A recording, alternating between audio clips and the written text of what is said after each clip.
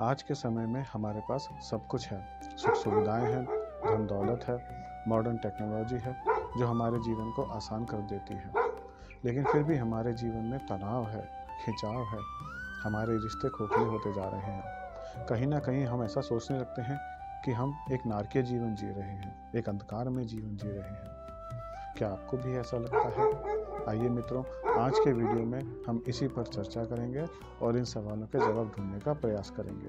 नमस्कार मित्रों, मैं सद्गुरु आशुतोष आप सभी का स्वागत करता हूं हमारे इस छोटे से प्रयास में, जिसमें हम अपने उस महान और गौरवशाली इतिहास से दोबारा जुड़ने की और उसी को सीखने की कोशिश कर रहे हैं। ईशावास्य उपनिषद का तीसरा मंत्र कहता है, ऐसे कुछ लोग हैं, अर्थात ऐसी अवस्थाएं हैं जो अज्ञान और अंधकार से ढकी हुई हैं। जो लोग अपनी अंतरात्मा का हनन करते हैं, अर्थात अपने आत्म स्वरूप को मारते हैं, वे उन्हीं अंधकार में लोकों में जाते हैं। आइए मित्रों, इस मंत्र को गहराई से समझेंगे और इससे अपने जीवन में कुछ परिवर्तन लाने का प्रयास करेंगे। इस मंत्र में ऋषि कह रहे हैं कि एक आसुरी लोक है। मित्रों, क्या वास्तव में आसुरी लोक होता है?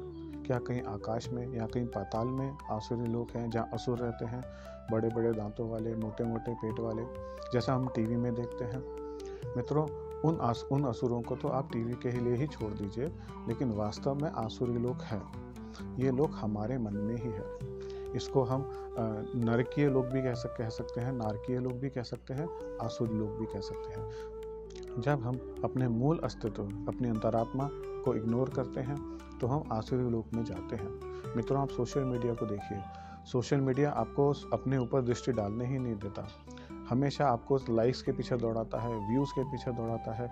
दिन दुनिया में क्या हो रहा है, क्या नहीं हो रहा है, आपका ध्यान जो है उसी में रहता है। जब भी हम फ्री होते हैं या हमारे पास कोई समय होता है, हम सोशल मीडिया लेकर के बैठ जाते हैं। उसमें ना जाने क्या क्या आ रहा है, कैसे आ रहा है, और वो आपका ध्यान भटकाता है। मित्रों, अगर हम अपने सारी अटेंशन, हम अपना सारा जो टाइम है वो सोशल मीडिया पर लगाएंगे या ऐसे फालतू की चीज़ों में लगाएंगे, ऐसे वीडियोस देखने में लगाएंगे जो हमें और नीचे लेकर के जाते हैं, या ऐसे ऊट-पटांग चीज़ें देखने में लगाएंगे, तो मित्रों हमारी सोच है वो विकृत होगी। हम कुंठा से भर जाएंगे, हमारे अंदर एक नेगेटिविटी आ जाएगी। इस सोशल मीडिया को आपका समय चाहिए, और जितना समय आप सोशल मीडिया को देंगे उतना समय आप स्वयं को नहीं दे पाएंगे। हम ये कहते हैं कि आप सोशल मीडिया से थोड़ी दूरी बनाएं और अपने आप पर ध्यान दें। आप अपने जीवन में क्या कर रहे हैं, क्या प्रगति कर रहे हैं, क्या आपके विचार कैसे हैं, थोड़ा इस पर ध्यान दीजिए। आज का समाज हमें निरंतर भागने के लिए प्रेरित करता है। जब हम छोटे होते हैं, माँ बाप कहते हैं, बेटा भागो, पढ़ाओ और पढ़ो, खूब पढ़ो, हमें फर्स्ट आना है, सेकंड आना है। जब आप बड़े हो जाते हैं तो नौकरी के लिए भागते हैं, काम धंधे के लिए भागते हैं। परिवार हो जाता है, परिवार को सेफ रखने के लिए, परिवार की समस्याओं को, परिवार की इच्छाओं को पूरी करने के लिए भागते हैं। ये जीवन सिर्फ भागने में ही लग जाता है। मित्रों, अगर हम इसी तरह भागते रहेंगे तो खुद पर ध्यान कब देंगे? अपनी अंतरात्मा को जागृत कब करेंगे? अगर हम इसी तरह भागते रहेंगे, अंधे दौड़ में भागते रहेंगे, बिना को सोचे समझे हम कहाँ जा रहे हैं, क्यों जा रहे हैं, क्या पाना है आखिर, अगर हम ऐसे ही भागते रहेंगे तो हम अपनी अंतरात्मा का विकास नहीं कर पाएंगे। हम हमेशा उस नारकीय लोक में ही जिएंगे, जिससे हम आपको बाहर निकलने के लिए प्रेरित कर रहे हैं। ये अंधी दौड़ आपको उस नारकीय लोक की तरफ और ले जाती है, आपको और उसके अंदर लेकर के जाती है।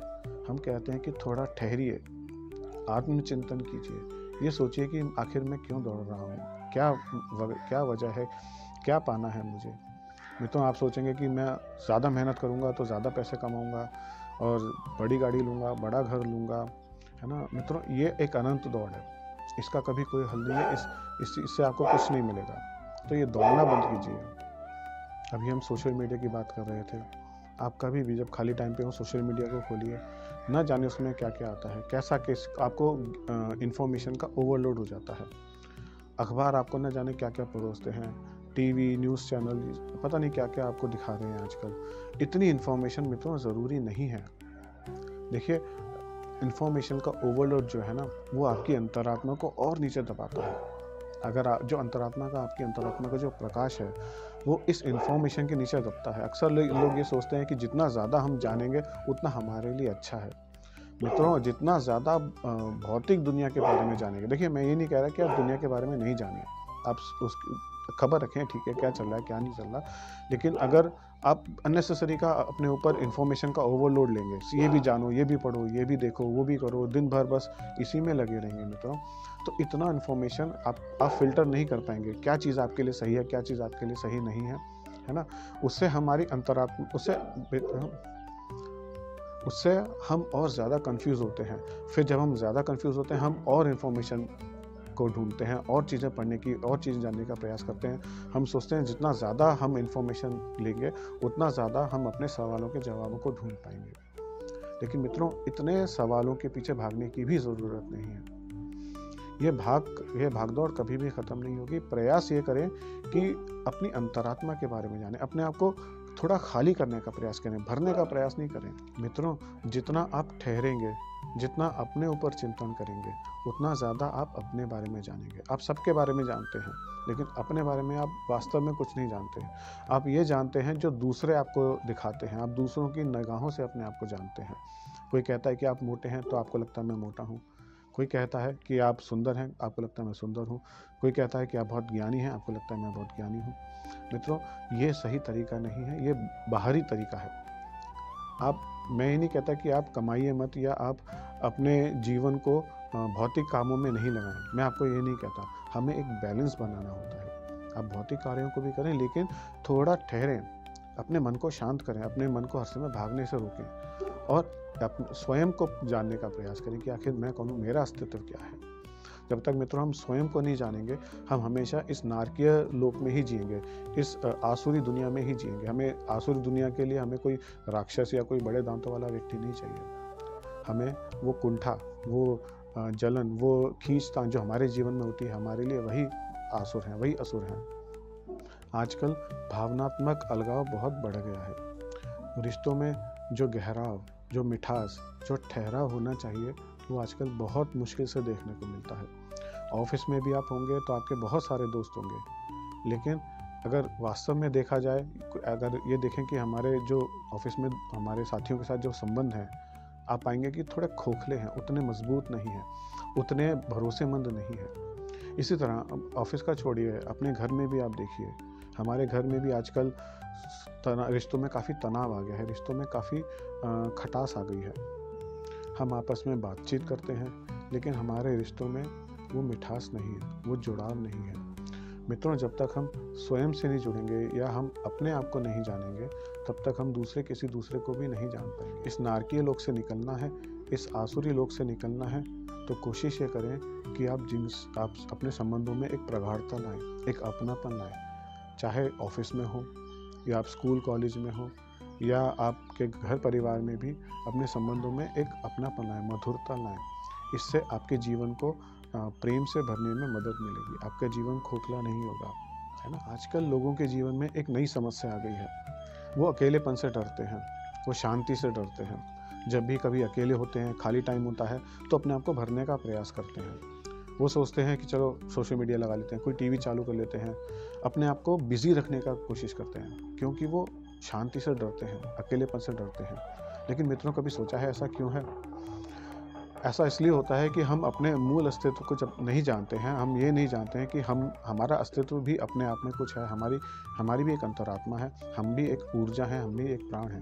हम हमेशा दूसरों से या बाहरी दुनिया से अपने आप को भरने का प्रयास करते हैं। तो जब भी हम अकेले होते हैं, खाली होते हैं, तो हमें लगता है कि अब हम अपने आप को खो रहे हैं, अपने अस्तित्व को खो रहे हैं। तो हम अपने आप को दूसरों से भरने का प्रयास करते हैं, टीवी चला लेंगे, सोशल मीडिया में लग जाएंगे।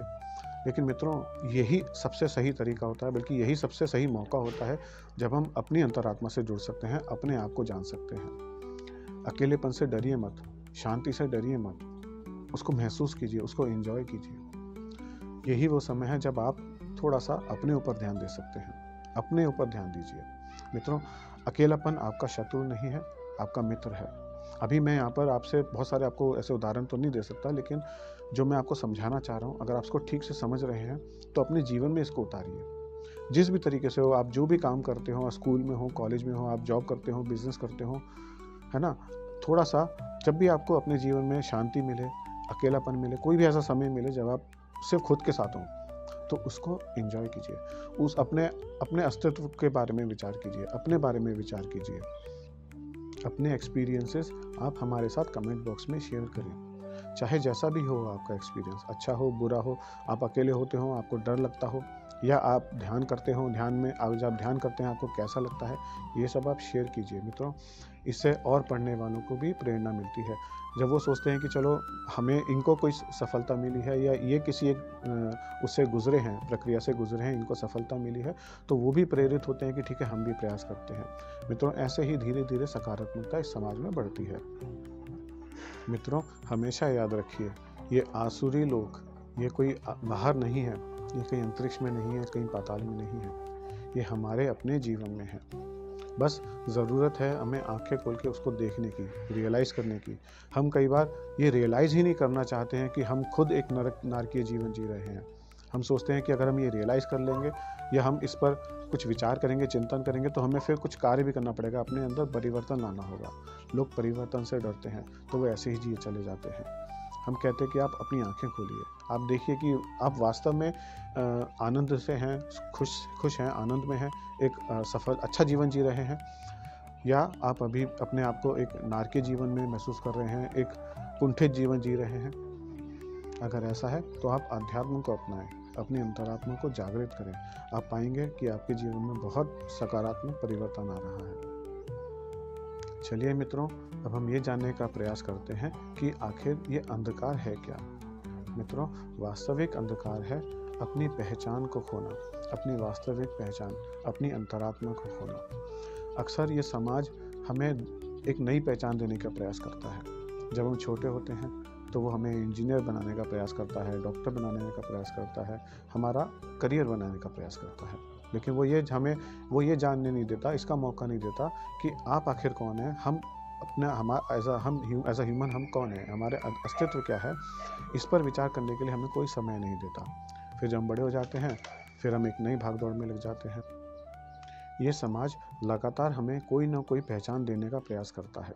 आप सफल हैं, आप असफल हैं, आप बिजनेसमैन हैं, आप नौकरी पेशा आदमी हैं, आप इंजीनियर हैं, आप डॉक्टर हैं, कुछ भी, हमें कोई ना कोई ठप्पा हमारे ऊपर लगा दिया जाता है और हम उस पहचान से ही अपने आप को संयुक्त कर लेते हैं। हम ये जानने का या हम ये सोचते भी नहीं हैं कि हम इससे अलग भी कुछ हो सकते हैं। हम उसी पहचान में खुश हैं, हम उसमें ही और आगे बढ़ना चाहते हैं, हम भौतिक जीवन में और आगे बढ़ना चाहते हैं। लेकिन समस्या यह है कि जो हम हैं, जो इस शरीर के अंदर है, जो ये प्राण है, हम उस पर ध्यान नहीं दे पाते हैं। तो जब आप इस तरह जीवन जिएंगे, आप सिर्फ भौतिक पहचान को ही अपना सब कुछ मानेंगे, तो आप वास्तव में अपने एक अंधकार में जी रहे हैं। एक छोटा सा आपका अंधकार आपके जीवन में चलता रहेगा। भले ही आप भौतिक रूप से कितने ही सक्सेसफुल हो, आपके पास बहुत पैसा है, सब कुछ है, लेकिन आप खुद ही देखेंगे कि आपके अंदर वो पूर्णता नहीं है, वो सेटिस्फैक्शन नहीं है, वो आनंद नहीं है, जिसको कहते हैं ना सच्चित आनंद। तो वो आप अपने आपको जब हम कोई बोलते हैं कि भाई सच्चित आनंद है ना, उसकी तरफ आप प्रेरित हो, तो अक्सर लोग ये सोचते हैं कि ये किसी साधु संत के लिए है, किसी ऐसे व्यक्ति के लिए जिसने सब कुछ छोड़ दिया है, जो सन्यास हो गया है। नहीं, मैं तो सन्यासियों के लिए नहीं है। सच्चित आनंद जो अवस्था है सबके लिए होनी चाहिए, सबके लिए है। आपके अंदर भी वो सच्चित आनंद अभी भी विराजमान है, लेकिन जब हम दूसरी पहचान ओढ़ लेते हैं, बाहरी पहचान ओढ़ने लग जाते हैं, तो वो और पीछे चले जाता है, वो और दब जाता है। तो हमें एक बैलेंस बना के चलना है। एक समस्या और है मित्रों, हम डरते हैं रुकने से, हम डरते हैं अपने आप को खोजने से, हम चाहते ही नहीं। भले ही हम अंदर से चाहते हों, सबकॉन्शियसली हम चाहते हों कि हम ये जाने कि हम आखिर हैं कौन, लेकिन जिस दुनिया में हम भाग रहे होते हैं, जिस दुनिया का हम हिस्सा हैं, हम उसमें इतने कंफर्टेबल हो जाते हैं कि हम सोचते हैं कि अगर हम एक नई यात्रा को शुरू करेंगे तो कहीं हमने जो अभी तक पाया है हम उसको ना खो दें। अक्सर लोग बहुत मेहनत करते हैं अपना करियर बनाने में, अपना जीवन बनाने में, अपना परिवार इकट्ठा करने में बहुत मेहनत लगती है, देखो, है ना। अब कोई आपसे ये कहे कि भाई तुम ना तो टीचर हो, ना तुम ये हो, ना तुम ये शरीर हो, ना तुम ये मन हो, ना तुम वो नाम हो जो तुम्हारे पास है, तो मित्रों अक्सर लोग डर जाते हैं। वो सोचते हैं कि इतनी मेहनत से जो हमने पाया है, कोई आ रहा है और कह रहा है कि तुम वो नहीं हो, वो तुम्हारा नहीं है और तुम कुछ और हो, तो वो उस यात्रा पर जाने से डरते हैं। लेकिन मित्रों, मैं आपसे ये नहीं कहता कि आप ये नहीं है या आप वो हैं। देखिए, मैं दोबारा बोलता हूँ, हमें एक बैलेंस पर्सपेक्टिव रखना होगा। भौतिक जीवन में आपका जो नाम है, जो आपका जीवन है, जो आपका करियर है, जो आपने अपने पाया है, वो भी है, वो ज़रूरी है। वो ऐसा नहीं है कि वो नहीं है। जब तक आप ये जीवन में हैं, आपकी आत्मा इस शरीर में है, उस जीवन को आपको रखना है, उसको इग्नोर नहीं करना है। लेकिन साथ ही साथ आत्मिक प्रगति पर भी ध्यान देना है ना। थोड़ा थोड़ा समय आप स्वयं को भी दें। कुछ लोग होते हैं, वो अध्यात्म का दिखावा करते हैं। वो अध्यात्म को एक ट्रॉफी की तरह समाज के सामने लाते हैं। मान लीजिए आप घर पे हैं, अकेले हैं, मंदिर में हैं, तो आप शायद 2, 4, 5 मिनट में पूजा करके ख़त्म कर देते हो। मैं सबके लिए नहीं कह रहा, बट ऐसा होता है ना। और या अगर कोई मेहमान आ गया तो और ज़ोर ज़ोर से घंटी बजाएंगे और 5 मिनट की पूजा 15-20 मिनट तक खींचेंगे। मंदिर में जाएंगे, ज़ोर ज़ोर से घंटे बजाएंगे। मित्रों, ये दिखावा जो है ना, ये भी एक आवरण है। ये भी एक अपने अस्तित्व को छुपाने का तरीका है। आप समाज को दिखाना चाहते हैं आप कितने आध्यात्मिक हैं, कितने धार्मिक हैं। हम सत्संग करने जाते हैं, हम भंडारे करते हैं, हम रत जगह करते हैं, बहुत सी चीज़ें हैं जो हम करते हैं समाज में दिखाने के लिए।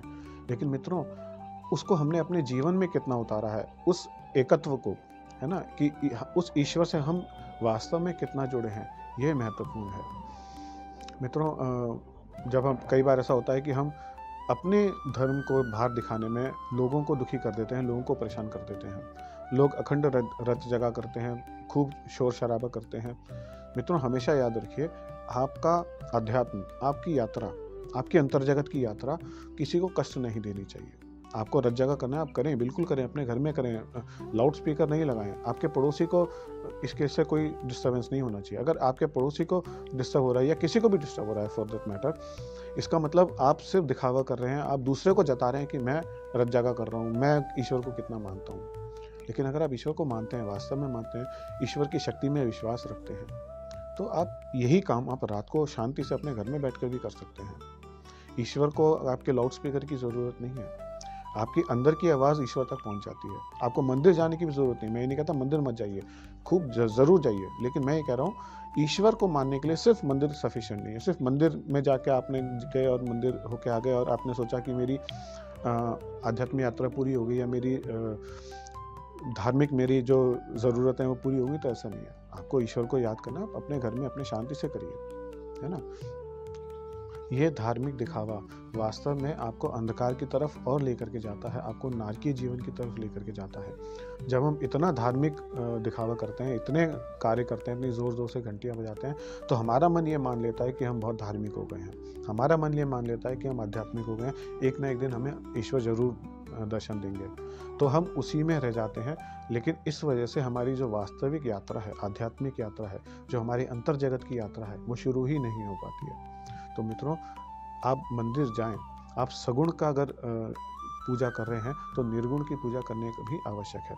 और ये बहुत शोर शराबे में, लाउड स्पीकर की ज़रूरत नहीं है। अंतर मन में, अपने अंतर मन में जाइए, अपने अंदर से आवाज़ निकालिए, वो ईश्वर तक भी पहुंचेगी और आपको उस यात्रा में सहायता भी देगी। मित्रों, जब हम अपने मूल अस्तित्व को खो देते हैं, हम अपनी अंतरात्मा को इग्नोर करने लग जाते हैं, तब हम बाहरी दुनिया में अपने अस्तित्व को खोजते हैं। हम लोगों की निगाहों में प्रशंसा चाहते हैं। हम चाहते हैं लोग हमको अच्छा माने, लोग हमसे खुश रहें। आजकल सोशल मीडिया इसी पर चल रहा है मित्रों। लोग अपने आप को दुनिया को दिखाना चाहते हैं, कुछ भी बना रहे हैं, कुछ भी कर रहे हैं, बस दुनिया आपको देखे, आपको ज़्यादा से ज़्यादा लाइक मिले, आपको ज़्यादा से ज़्यादा सब्सक्राइबर्स मिले। मित्रों, जब तक बाहरी वैलिडेशन पर आप रहेंगे कि सामने वाला आपको वैलिडेट करेगा, सामने वाला आपके लिए कुछ कहेगा, तभी आपका अस्तित्व है, तो मित्रों ये बिल्कुल खोखला जीवन है। आप समझिए इस बात को, इसकी गहराई को समझिए। आपको अपने अस्तित्व के लिए किसी से भी वैलिडेशन की ज़रूरत नहीं है। आपको कोई लाइक, आपको कोई समाज से आपको कुछ नहीं होना चाहिए, है ना। मैं ये नहीं कहता कि आप समाज से कट कर जिए, मैं सिर्फ आपसे कहता हूँ अपने आप को उभारें, अपने अस्तित्व को उभारें। आप देखिए, जिस दिन आप अपनी अंतरात्मा को जागृत करने की सीख जाएंगे, जिस दिन अपनी अंतरात्मा से आप जुड़ जाएंगे, समाज आपको अपने आप अपना लेगा। हमारी अंतरात्मा इस ब्रह्मांड का ही हिस्सा है। तो जब हम अपनी अंतरात्मा से जुड़ जाते हैं, हम अपने अस्तित्व को अपनाने लगते हैं, अपने आप को एक्सेप्ट करने लग जाते हैं, तो आप देखिएगा समाज भी आपको एक्सेप्ट करेगा और अच्छी तरह करेगा। मित्रों, लाइक्स के पीछे मत भागिए, अपने आप को पहचानिए, समाज आपको खुद सब पसंद करने लग जाएगा। आजकल क्षणिक सुख अर्थात इंस्टेंट ग्रेटिफिकेशन का ज़माना हो गया है। पहले लोग लंबे वीडियोस देखते थे, या जैसे क्रिकेट की भी बात करें तो पहले लंबे पैटर्न, लंबे गेम्स होते थे। अब आजकल सब कुछ शॉर्ट होने लगा है, इंस्टेंट ग्रेटिफिकेशन। पहले यूट्यूब पर जैसे वीडियोस लंबे आते थे, अब आजकल छोटे छोटे वीडियोस आने लगे हैं। लोगों की अटेंशन स्पैन जो हो रहा है वो कम हो रहा है। सोशल मीडिया आपको बहुत ज़्यादा बिजी रख रहा है आजकल। इसको कहते हैं क्षणिक सुख के पीछे भागना।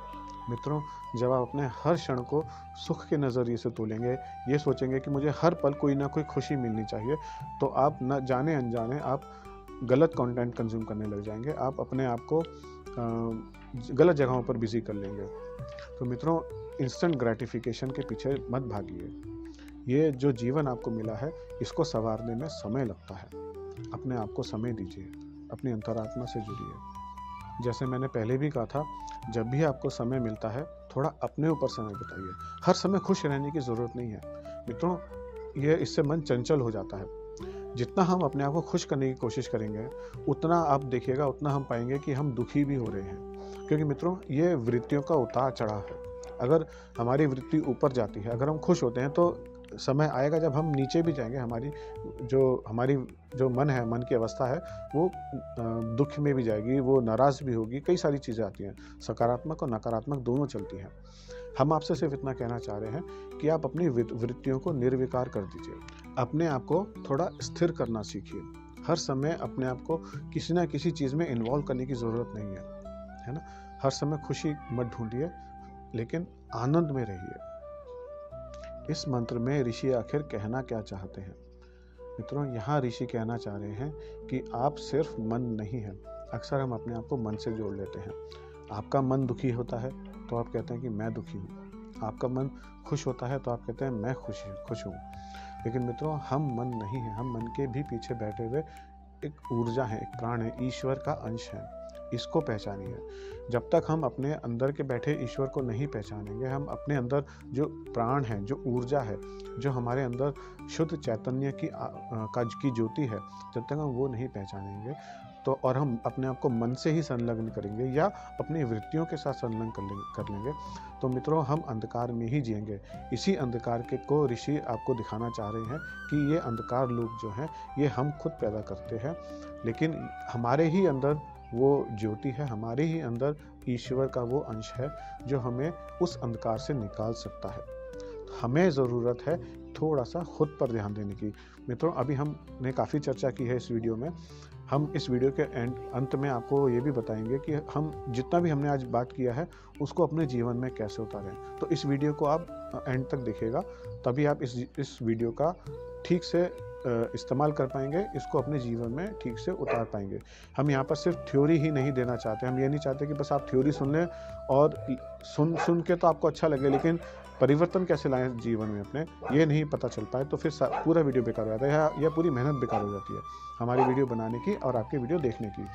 तो हम इस वीडियो के एंड में आपको ज़रूर बताएंगे कि आप कैसे छोटे छोटे परिवर्तन ला करके अपने जीवन को सकारात्मक बना सकते हैं, ऊर्जावान बना सकते हैं और इस अंधकार से कैसे बाहर निकल सकते हैं। मित्रों, आंतरिक प्रकाश की खोज कोई मुश्किल नहीं है। अपनी अंतरात्मा की खोज कोई ज़्यादा मुश्किल नहीं है। हमें बस ज़रूरत है शांत होने की, मौन होने की। अक्सर लोग जब आध्यात्मिक यात्रा पर जाते हैं तो बहुत कुछ करने का प्रयास करते हैं। वो योग करते हैं, मंदिरों में जाते हैं, गुरुओं से मिलते हैं, गुरु उनको अनेक क्रियाएं देते हैं, वो करते हैं। लोग स्वाध्याय करते हैं, शास्त्र पढ़ते हैं। तो मित्रों, इतना कुछ करने की आवश्यकता नहीं है। आप सोचेंगे कि मैं कह रहा हूँ कि भाई हमें बिना कुछ करे हमारे अंदर की ज्योति के दर्शन हो जाएंगे। तो देखिए, अष्टावक्र गीता में अष्टावक्र जी कहते हैं कि तुम्हें सिर्फ आँख खोलने की आवश्यकता है। तुम शुद्ध चैतन्य हो, तुम सच्चिदानंद हो, तुम्हें कुछ करके होना नहीं है, तुम हो, बस आँख खोलने की देरी है। लेकिन मित्रों, ये कहने के लिए आसान है, लेकिन वास्तविक जीवन में देखें तो इतना आसान नहीं है। इसके लिए हमारे पूर्वजों ने, वैसे तो बहुत से तरीके हैं, लेकिन एक तरीका जो मैं ज़्यादा सही मानता हूँ वो है अष्टांग योग। उसमें यम, नियम, आसन, प्राणायाम, प्रत्याहार, धारणा, ध्यान और समाधि, ये 8 चरण होते हैं, अलग अलग चरण होते हैं। इनके द्वारा अपनी अंतरात्मा तक जाना आसान है। मित्रों, स्वामी विवेकानंद जी इसको राजयोग कहते थे, मैं इसको आध्यात्मिक योग कहता हूँ। लेकिन मेरे हिसाब से ये एक सबसे अच्छा स्ट्रक्चर्ड वे है अपनी अंतरात्मा को खोजने का। और अभी मैंने स्वाध्याय की बात करी थी। देखिए मित्रों, स्वाध्याय को थोड़ा समझ लें तो आगे की यात्रा आसान हो जाती है। स्वाध्याय का अर्थ समझिए। स्वाध्याय का अर्थ ये होता है, ठीक है, लोग कहते हैं ये होता है कि स्वयं अध्ययन करना, खुद हम घर पे बैठ के शास्त्रों को पढ़ें। लेकिन इसका एक अर्थ और है मित्रों, जो आपको जानना ज़्यादा ज़रूरी है, इसको ज़रूर ध्यान रखिएगा। स्वाध्याय का अर्थ होता है स्वयं का अध्ययन करना, अपना अध्ययन करना। इसको आप कह सकते हैं साक्षी भाव में जाना। हम क्या कर रहे हैं, हम गलत कर रहे हैं, अगर हम कुछ गलत सोच रहे हैं तो ये आपकी अंतरात्मा फौरन आपको बताना चाहिए कि अब आप गलत सोच रहे हो। अपनी वृत्तियों पर नजर रखिए, आप क्या कर रहे हैं, क्या सोच रहे हैं। स्वयं का अध्ययन सर्वश्रेष्ठ अध्ययन है मित्रों। जब आप ये जानेंगे ही नहीं कि मैं आखिर कहाँ गलत हूँ, मैं क्या कर रहा हूँ, तब तक आप सही राह पे जा ही नहीं पाएंगे। तो जब मैं बोलता हूँ कि स्वाध्याय करें, तो किताबें तो पढ़ें, ठीक है, वो पढ़ना ज़रूरी है, मैं भी पढ़ता हूँ, लेकिन अपने अध्ययन पर भी ध्यान दें, स्वयं के अध्ययन पर भी ध्यान दें, स्वयं पर भी ध्यान दें, है ना। अपने आप को भी इवेल्युएट करते रहें। दूसरों को इवेल्युएट तो हम बहुत आसानी से करते हैं, वो ऐसा है, वो वैसा है। अपने आप को इवेल्युएट करें, लेकिन बिल्कुल सच्चे रूप में, मतलब अपने आप से तो झूठ कम से कम ना ही बोलें। जो आप अपने बारे में सोचें वो सही होना चाहिए। जो आप अपना इवेल्युएशन करें वो सही होना चाहिए। जिस दिन आप अपने अध्ययन ठीक से करने लग जाएंगे, आप देखिएगा आपकी आध्यात्मिक यात्रा एकदम से परिवर्तित हो जाएगी, आप बहुत आगे निकल जाएंगे। मित्रों, आज मैं आपसे एक सवाल पूछना चाहता हूँ। सच्ची सफलता आप किसको मानते हैं? वास्तविक सफल कौन है? वह है जिसने बहुत पैसा कमा लिया, वो है जो किसी बहुत ऊंचे पद पर बैठा है, वो है जिसके घर में बहुत बड़ी गाड़ी है, बहुत बड़ा घर है। मित्रों, वास्तविक सफलता ये नहीं है। वास्तविक सफलता है अपने अंतर्मन का ज्ञान, अपने अंतर्मन तक पहुंचना, अपनी अंतरात्मा को जानना। जब आप यहाँ पहुंच जाते हैं, जब आप ये प्राप्त कर लेते हैं, तो फिर जीवन में कुछ भी प्राप्त करना नहीं रहता। भौतिक प्रगति आपसे छिन भी सकती है। आज आप किसी पद पर हैं, कल को नहीं हो सकते हैं। आज आपके पास बहुत सारा पैसा है, मैं नहीं कहूँगा कि ऐसा हो, लेकिन पैसा आता जाता रहता है। आज आपके पास बहुत बड़ी गाड़ी है, कल को भगवान ना करे, लेकिन हो सकता है कि ना रहे, है ना। तो मित्रों, ये सब आती जाती रहती हैं, लेकिन अगर आप अपनी अंतरात्मा तक से जुड़ जाते हैं, अपनी अंतरात्मा को पहचान लेते हैं, अपने अंदर बैठे ईश्वर से एक हो जाते हैं, उसके बाद कोई चीज़ बचती नहीं है। इसको आपसे कोई छीन नहीं सकता, ये आपके साथ जाएगी मित्रों। इसी को कहते हैं वास्तविक मोक्ष को प्राप्त करना। मित्रों, अगर आप भी मुक्ति चाहते हैं, आप भी मोक्ष चाहते हैं, तो भौतिक जीवन के पीछे जाइए। मैं नहीं कहता भौतिक जीवन को छोड़ दीजिए या भौतिक प्रगति को छोड़ दीजिए, उसको, वो भी ज़रूरी है। ऐसा नहीं है कि भौतिक जीवन को छोड़ के आपको कुछ मिलेगा। मैं आपको एक उदाहरण देता हूँ। हमारे जितने भी देवी देवता हैं, हमारे जो भगवान राम हैं, भगवान कृष्ण है, ऐसा तो नहीं है ना वो बस मंदिरों में जा करके या बस एक कमरे में बैठ करके अपनी आध्यात्मिक प्रगति पर ही ध्यान देते थे। उनका भी राज्य था, उन्होंने राज्य भी चलाया, बहुत कुछ किया अपने जीवन में, उन्होंने युद्ध भी लड़े, सब कुछ किया, लेकिन अपनी अंतरात्मा से वो एक रहे। उन्होंने अपने आप को अलग नहीं किया अपनी अंतरात्मा से। तो मैं भी आपसे ये कहता हूँ कि भौतिक जीवन ज़रूरी है, उसको त्यागे मत। ऐसा कोई संन्यास मत लीजिए जिसमें आपको घर छोड़ना पड़ जाए, अपना बिजनेस छोड़ना पड़ जाए, अपनी काम छोड़ना पड़ जाए। ये सब छोड़ने की आवश्यकता नहीं है, लेकिन इसके साथ साथ एक बैलेंस तरीके से अपनी आध्यात्मिक प्रगति पर भी ध्यान दीजिए, ये आवश्यक है। चलिए, अब हम अपने वीडियो के अंतिम चरण पर आ गए हैं। अब मैं आपको कुछ छोटी छोटी टिप्स दूंगा जिससे आप अपने जीवन की आध्यात्मिक प्रगति कर सकते हैं।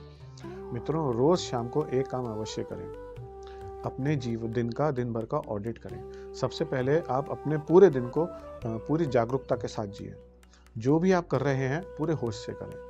आप खाना खा रहे हैं, आपको होश आना चाहिए, मैं खाना खा रहा हूँ, क्या खाना खा रहा हूँ। आप ब्रश कर रहे हैं, नहा रहे हैं, ऑफिस जा रहे हैं, कोई काम कर रहे हैं, जो भी आप कर रहे हैं पूरे होश से करें, पूरे जागरूकता के साथ करें। सबकॉन्शियसली या डबल माइंडेड होकर ना करें, ठीक है। इसके बाद जब आप अपने दिन का एंड करें, शाम को या रात को जब आप सोने जाएं, उससे पहले आप अपना दिन का ऑडिट करें।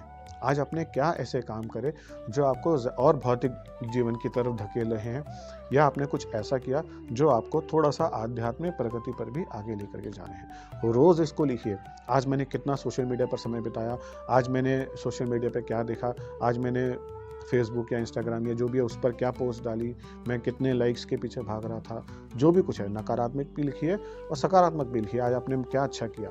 जब आप तो हम इसको ना, आप इसको कंप्यूटर पे टाइप मत कीजिएगा या मोबाइल में सेव मत कीजिएगा, इसको अपने हाथ से पेन से कागज़ पे लिखिए।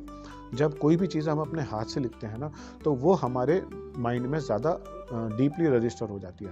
आपका फिर सबकॉन्शियस माइंड कहेगा, जब आप ये लिख रहे होंगे आज मैंने सोशल मीडिया पर इतना समय बिताया, तो आपका जो सबकॉन्शियस माइंड है वो कहेगा कि ये मैंने आज गलत किया, मैं कोशिश करूँगा कल इसको सुधार सकूँ। ये एकदम से नहीं होगा, ये कोई एक दिन की प्रगति नहीं है। ये ऐसा नहीं है कि मैंने आज आपको बोला, कल आपने किया और परसों आपके मन अंतर में चेंज आ गया, नहीं। लेकिन यदि आप ये रोज़ करेंगे, रोज़ शाम को ऑडिट करेंगे, आज मैंने ऐसा क्या किया जो मुझे और भौतिकवादी में ले गया, तो धीरे धीरे आपके अंदर वो परिवर्तन आने शुरू होंगे और ये परिवर्तन स्थायी होंगे। बहुत जल्दी अगर आप सोचें कि एकदम से मेरा जीवन में कोई परिवर्तन आया, तो वो स्थायी नहीं होगा। एकदम से आपने फास्ट करना शुरू कर दिया, वैसे आपने किया नहीं था पूरे दिन, एक दिन आपने सोच लिया कि चलो मैं 7 दिन का फास्ट करता हूँ या ये करता हूँ। उससे क्या होता है, जब आप इस फास्ट को तोड़ेंगे तो आप इतना खा लेंगे कि जो फास्ट से पहले की जो सिचुएशन थी उससे भी वर्स्ट सिचुएशन हो जाएगी। तो बेहतर ये है धीरे धीरे प्रगति करें, जल्दी की ज़रूरत नहीं है, धीरे धीरे करें। तो रोज़ शाम को कम से कम अपने दिन का ऑडिट अवश्य करें और सच्चा ऑडिट करें। अपने आप से झूठ मत बोलें, मैंने पहले भी इस वीडियो में बोला है, अपने आप से झूठ मत बोलें। जो आप करें वास्तव उसको एज इट इज़ लिखें ज़रूर। और दूसरी बात, आप डिजिटल डिटॉक्स ज़रूर करें। हफ्ते में कोई भी एक दिन, हम लोग व्रत करते हैं, हम लोग व्रत इसलिए लेते हैं कि भाई दिन में कम से कम एक दिन, हफ्ते में एक दिन हमारे पेट को आराम मिलेगा, है ना। तो ऐसे ही आप पूरे हफ्ते में कोई एक दिन अपना डिजिटल डिटॉक्स का रखें। उस दिन आप अपने सोशल मीडिया या जो टाइम कंज्यूमिंग चीज़ें हैं उनको बिल्कुल ना करें। मैं ये नहीं कहता आप फ़ोन ना करें, फ़ोन का इस्तेमाल ना करें या कंप्यूटर का इस्तेमाल नहीं करें, मैं ये सब नहीं कहता। जो आवश्यक चीज़ें हैं उनको ज़रूर करें, लेकिन जो आपके टाइम कंज्यूमिंग चीज़ें हैं, वो चीज़ें जो आपके ध्यान को भटकाती हैं या आपको और नकारात्मकता की तरफ ले जाती हैं, उनको बिल्कुल बंद करते हैं, कम से कम एक दिन के लिए। फेसबुक, इंस्टाग्राम और जो भी आप करते हैं, यूट्यूब करते हैं, एक दिन के लिए बिल्कुल बंद करते हैं, ठीक है। सो कॉलिंग के लिए फ़ोन का इस्तेमाल करें, मैसेज जो भी आप करते हैं, जो आपकी ज़रूरी चीज़ें वो करें, टाइम कंज्यूमिंग चीज़ें बिल्कुल बंद कर दें। धीरे धीरे आप पाएंगे धीरे धीरे आप पाएंगे आपके जीवन में परिवर्तन आ रहा है और वास्तविक परिवर्तन आ रहा है। ऐसे ही जब आप एक दिन करेंगे ना, फिर कोशिश कीजिए कि ये मैं हफ्ते में 2 दिन कर सकूं, इसको बढ़ाएं। क्योंकि मित्रों, हमारा अल्टीमेट एम यह है कि हमें टाइम वेस्ट नहीं करना है और जो भी हमारे पास टाइम बचता है उसको सकारात्मक तरीके से इस्तेमाल करना है, अपने ऊपर ध्यान देना है, हमें अपना मेडिटेशन पर या अपनी प्रगति पर ध्यान देना है। लेकिन वो तभी होगा जब आप इस डिजिटल डिटॉक्स को कर पाएंगे। हफ्ते में एक दिन तो बहुत ही आवश्यक है, इसको ज़रूर करें, एक टाइम बांध लें और अपने जो आसपास के लोग हैं, आपके फैमिली मेम्बर्स, आपके ऑफिस वाले, उनको भी बोलें कि मैं ये कर रहा हूँ, कृपया मेरी मदद करें। मान लीजिए आपके मन में शुरू में लगेगा कि आपको लगेगा यार थोड़ा कोई फेसबुक पे कुछ आया होगा उसको देख लेता हूँ, या कोई मैसेज तो नहीं आ गया व्हाट्सएप पे वो देख लेता हूँ, है ना, शुरू में लगता है। तो आपके जो साथ हैं, आपके ऑफिस वाले हैं, आपके फैमिली मेम्बर्स हैं, वो आपको मदद करेंगे, आपको कहेंगे कि नहीं आज के दिन रुक जाओ, कल कर लेना जो करना है, आज के दिन रुक जाओ।